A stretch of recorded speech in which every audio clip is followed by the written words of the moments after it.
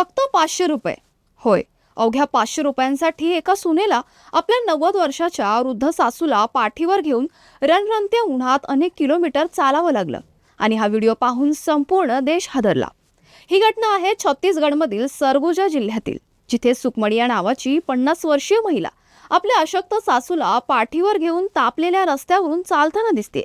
एका हातात आधार, पाठीवर 90 वर्षाचं ओझं आणि डोक्यावर कडक उन्हाचा तडाखा आणि डोळ्यासमोर फक्त एकच आशा, आज पेन्शन मिळालीच पाहिजे, कारण त्या 500 रुपयांवरच त्यांच्या घराची चूल पेटते.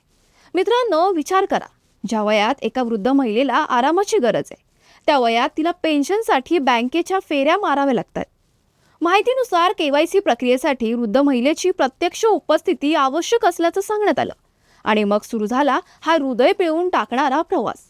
जंगलपारा गावातून मैनपाटमधील बँकेपर्यंतचा हा प्रवास फक्त रस्त्याचा नव्हता, तो होता गरिबीशी, व्यवस्थेशी आणि परिस्थितीशी सुरू असलेल्या संघर्षाचा प्रवास.